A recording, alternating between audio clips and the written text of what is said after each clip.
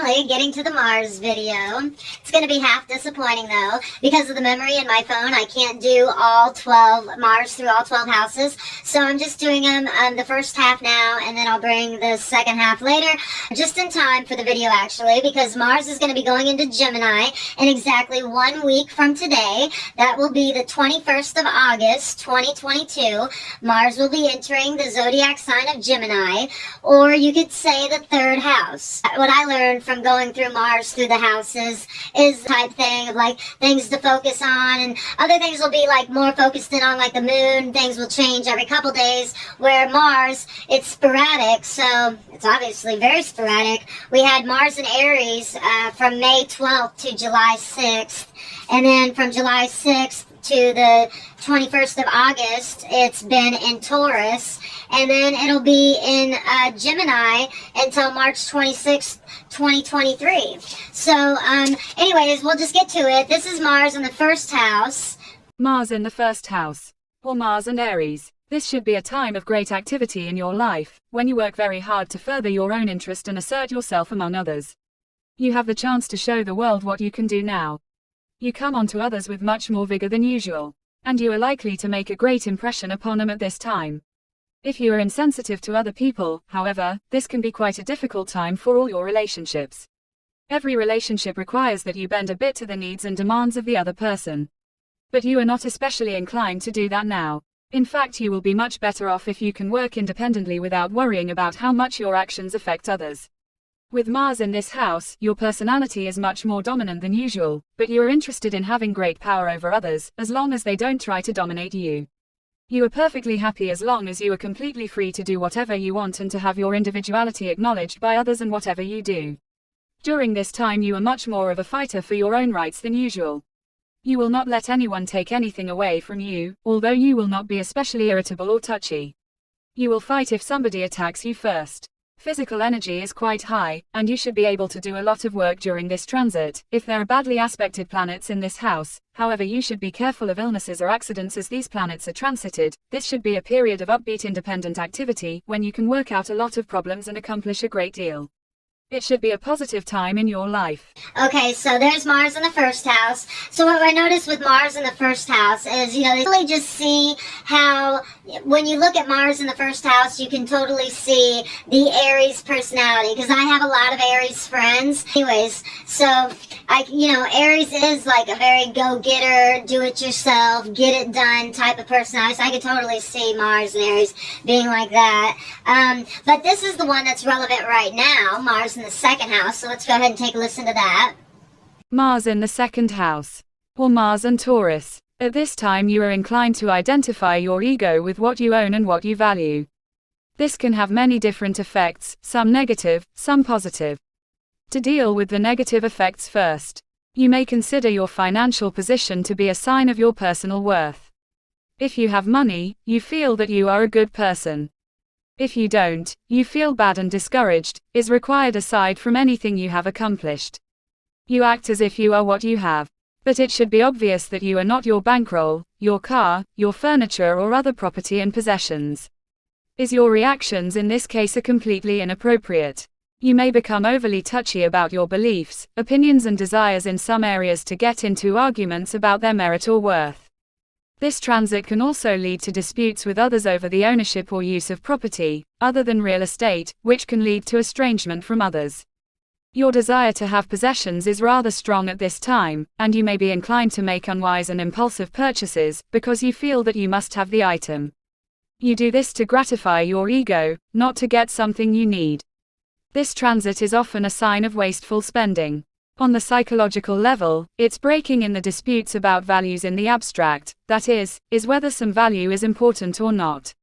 Here again you are falsely identifying your ego with what you value, just as if it were a material object. Or on the positive side, you are willing to use your possessions to get work done. You have something that can help you accomplish a task, or will use it. The things you own are not likely to sit around uselessly and gather dust. Once you have gotten over petty ego problems with your possessions, you will allow others to use what you have, so long as they acknowledge your willingness to share. Again, on the abstract psychological level, you are willing to establish and work to defend your values and make others understand them. Just be sure that you don't try to shove your beliefs down other people's throats. Okay, great. So Mars in the second house. Sorry, I had to take notes. This is what I wanted to say. Mars in the second house, I can totally see the wasteful spending. But if you think about it on the positive side, if you are in marketing or selling or products, if you have a product, if you have a grocery store or whatever, this is a time where to do like your most advertisement or whatever to get yourself out there, because people are going to be buying the product. Excuse me, I have to charge the phone here. It's telling me that it's going to die, and it'll die really quick on the camera. So anyways, I totally noticed that with the past couple of months, and it just started too. So now we're going to look at Mars in the third house to see what we have in store for us in the next week for the next about 7 months, I'd say. Mars in the third house. Is or Mars in Gemini. The tempo of your everyday life will pick up considerably during this transit. Your energies will be high, and there is considerable danger of conflicts with immediate neighbors, relatives or other persons whom you encounter daily. However, you may be able to get together with these people and collectively accomplish something that would represent a positive working out of the energies of this transit. You identify very strongly with your ideas and opinions at this time. You are rather inclined to be argumentative. If someone disagrees with you, it seems like a personal affront. Instead of identifying with your possessions, he's in the second house transit, you identify with your beliefs. Of course, there are times when you have to defend your ideas on any subject, and you ought to do so then. The problem here is identifying whether or not there is a real issue at stake. You may get into pointless arguments by defending a position that doesn't need to be defended. Beware of trying to coerce others into believing as you do. You put forth your ideas with considerable vigor at this time, which may provoke others. Even your routine communications, letters, conversations, etc., may take on a defiant tone, especially if you feel that others have had the upper hand at other times. Remember that an overly aggressive Mars energy is a sign of deficiency, of someone who does not really feel secure. On the other hand, if you have to sell an idea of yours to someone in your job or anywhere else, this is a good time to do it. As long as you refrain from giving people the impression that you are attacking them, you will impress them by the power with which you state your ideas. This transit is also good for any kind of vigorous mental work. Your mental level is high, and you can work longer than usual at intellectual tasks. Alright, so you see that's going to be dealing with relationships and dealing with people, so I totally see that. Let's move along. Let's go to Mars in the fourth house. Is Mars in the fourth house? Or Mars and Cancer? This transit tends to stir up energies from the deepest unconscious level of your mind and activate unconscious attitudes and behavior patterns from the past. This can result in your behaving compulsively and acting inappropriately in various situations. Also, you may find yourself fighting about something that you don't even understand. It is very important to be quite conscious of what you are doing now. Otherwise, you will behave in petty and irritable ways that no one around you will be able to understand, let alone deal with. This transit is also a sign of great activity where you live. Positive activity might be working hard around your home and getting a great deal accomplished. You are very strong on having your surroundings exactly the way you want. And you should make an effort to have them that way if possible. Of course, if someone else in the home has a different point of view about this, you may have problems in coming to an agreement. Domestic strife is another side of this transit that you may have to contend with, if you don't make an effort to agree with the person you live with. If you identify so strongly and uncompromisingly with the way you want your home to be, you will force them to resist you. At times like this, it is best not to live with other people. Living with your parents can be particularly difficult now. This transit can also signify disputes with others over overland ownership and use. Your professional activities may be somewhat difficult at this time, for others may oppose you whenever you make a proposal, and they may be able to block your efforts completely. For this reason, it might be best to keep a low profile during this transit. It usually lasts only a couple of months and is followed by a more favorable time. Alright, so Mars in the fourth house, you can see the Cancer, the home, the fourth house, the sign of home, shelter, like a crab has its shell, and you can think of your shelter as your home, and crab is Cancer, Cancer is the fourth house, Cancer is home, and also it actually is home if you live in America, because America is sun sign is Cancer, since they signed the Declaration of Independence on July 4th, blah, blah, blah. That means it's a Cancer. I've said this a million times, but I love that fact. So anyways, now here's Mars in the 5th house. Mars in the 5th house, or Mars and Leo. Above all else, this is a time when you will demand to be yourself and to express to others what and who you are. Or were filled with energies that want to cry to the world, I am. You will not be especially inclined to self-denial, discipline, postponing self-gratification, or taking a back seat to another. However, this is not a conflict-laden transit unless your self-assertive energies are totally denied by circumstances or you give them no expression. It is much more likely that these energies will be expressed in a playful and sportive way. For this is the house of amusement as well as self-expression. In fact, in the athletic activity, if you are so inclined, is an excellent outlet for this transit.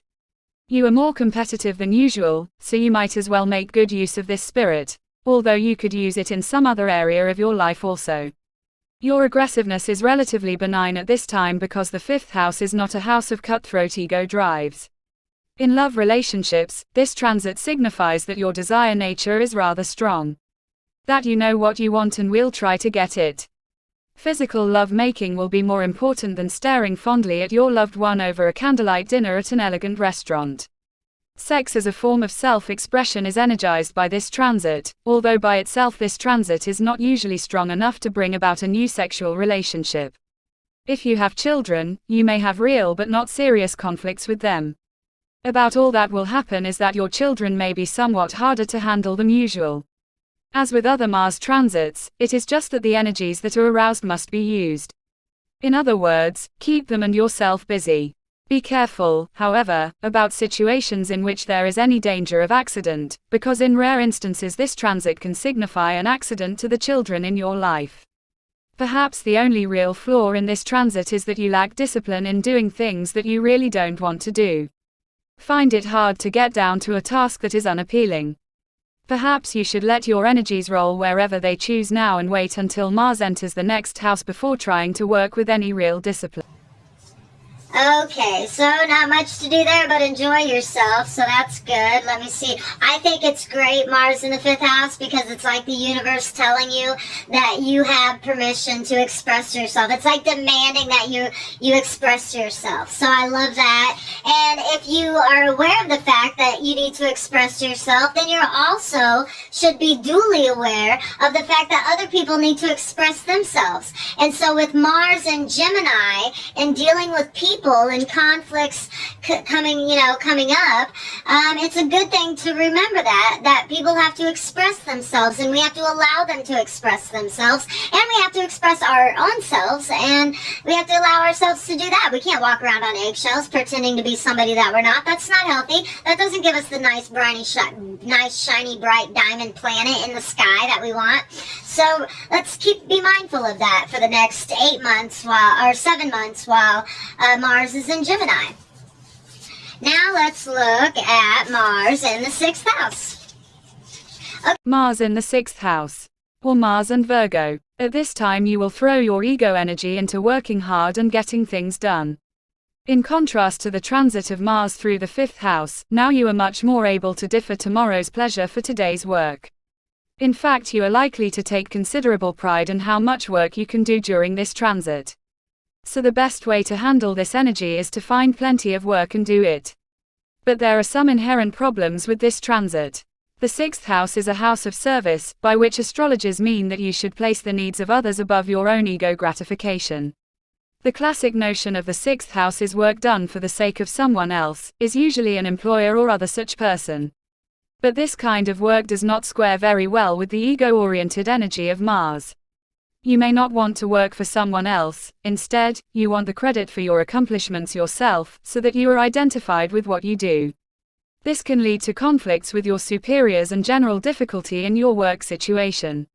Even if you are the employer, there may be difficulty if the people who work for you feel that you are not giving them enough credit. The best solution is to maneuver yourself into a position where you don't have to work with or for others any more than necessary.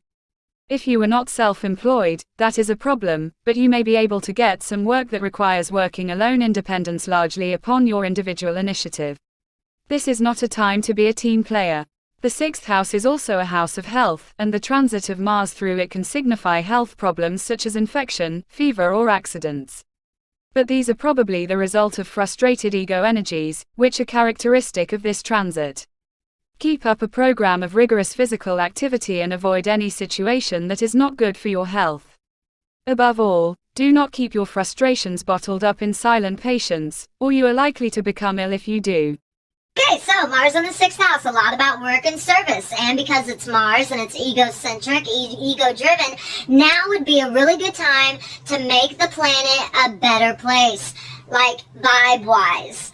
Give people compliments. If you're an employer, then take this time while Mars is in Virgo. Mars will be in Virgo, on Tuesday, July 11th, 2023. So employers, if you're an employer or you have a business or just actually, no matter who you are, if you have a 2023 calendar, could you write in on July 11th, start complimenting people and telling them you appreciate them. This will be so good and so healthy for the overall mental health of the collective. So go ahead and write that in there. And for Sunday, May 21st, 23, why don't you go ahead and write in your calendars. Remember, this is an important time to express yourself. And you can make a note to allow others to express themselves, you know? Yeah, try not to be too on top of people and, stick in the mud. So let's see, Mars will be going into Cancer March 26, 23. So those are where we can see the issues at home and with our nature, just everything, I don't know, just do it. But anyways, so there's your Mars series. I was happy to do it for you. I enjoyed it. I learned a lot. I'm going to start Mars rituals. Just like I said, you can mark in your calendar. That's what I'm going to do. So you can do the same thing, and let's collectively make the planet a better place by being better people, the best versions of ourselves, by being aware of ourselves, understanding criticism, taking criticism, expressing ourselves, being healthy. That's what this world and what people need, and that's what I need. I know I need it, so you probably need it too. So I hope you enjoyed the video, and have a good day, and have a good universe.